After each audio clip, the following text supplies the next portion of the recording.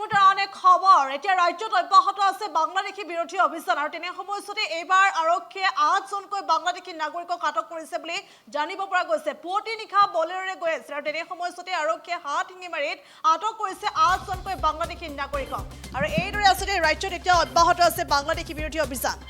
সন্দেহজনক লোকৰ বিৰুদ্ধে বা বাংলাদেশী নাগৰিকৰ বিৰুদ্ধে এতিয়া আৰক্ষীৰ অভিযান অব্যাহত আছে ৰাজ্যৰ চুকে কোণে আসলে আৰক্ষীয়ে এই অভিযান অব্যাহত ৰাখিছে আৰু তেনে সময়তে হাতহিঙিমাৰী ফেকামাৰীৰ পৰা 2 ভাৰতীয় সহ 8 বাংলাদেশীক আৰক্ষীয়ে আটক কৰিছে আৰু পুৱতি নিশা বলেৰোৰে গৈ আছিল পুৱতি নিশা সেই নাগৰিক কেইগৰাকী অৰ্থাৎ সেই 8জনকৈ লোক বলেৰোৰে গৈ আছিল আৰু তেনে সময়তে আৰক্ষীয়ে ফেকামাৰী গাঁৱৰ পৰা আটক কৰিছে হাতহিঙিমাৰী ফেকামাৰী গাঁৱৰ পৰা 8জনকৈ বাংলাদেশী নাগৰিকক আৰক্ষীয়ে আটক কৰিছে বুলি ইতিমধ্যে জানিব পৰা গৈছে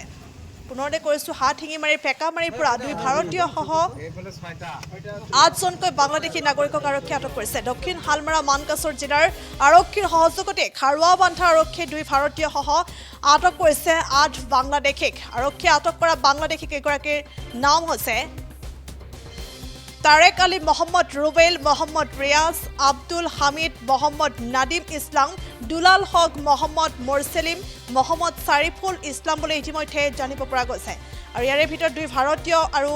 এইদৰে 8 বাংলাদেশীক আৰক্ষীয়ে আটক কৰিছে আৰু পুৱতি নিশা এই লোককেইজনে এখন বলেৰো বাহনেৰে আহি থকা সময়তে আৰক্ষীয়ে ফেকামাৰী গাঁৱত আটক কৰিছে আৰু সম্প্ৰতি আৰক্ষী বাংলাদেশী নাগৰিক কেইগৰাকীক আসলে আটক কৰি সোধপোছ অব্যাহত ৰাখিছে বুলি ইতিমধ্যে জানিব পৰা গৈছে আৰু এইদৰে ৰাজ্যত এতিয়া অব্যাহত আছে বাংলাদেশী বিচাৰি অভিযান আৰু এইদৰে আৰক্ষীৰ চকুৰ সন্মুখৰ পৰা পলাই যাব নোৱাৰিলে এই 8 বাংলাদেশী নাগৰিকে আৰু এইদৰে এইবাৰ হাতহিঙিমাৰী ফেকামাৰীৰ পৰা এইদৰে আৰক্ষীয়ে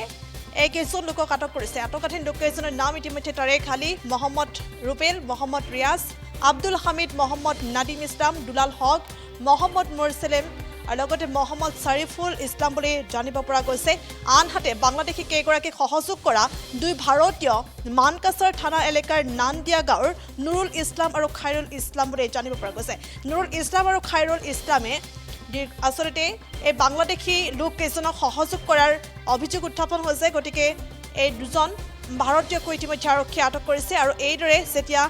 পুৱতি নিশা বলেৰোৰে গৈ আছিল তেনে সময়তে আৰক্ষীয়ে হাতহিঙিমাৰী ফেকামাৰীৰ পৰা ইতিমধ্যে আৰক্ষীয়ে আটক কৰিছে আৰু লগতে এই লোককেইজনক আটক কৰি সোধা পোছা অব্যাহত ৰাখিছে আৰক্ষীয়ে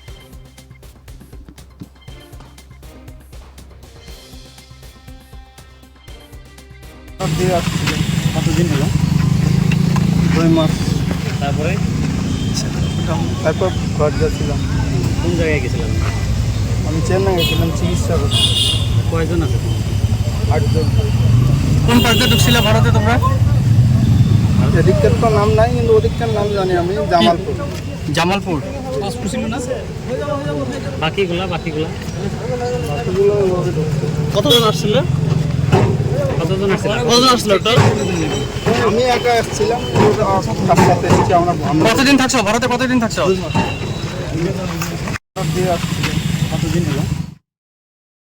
যিকোনো খবৰৰ বাবে যোগাযোগ কৰক 7099017330 লগতে 7099017110 নম্বৰত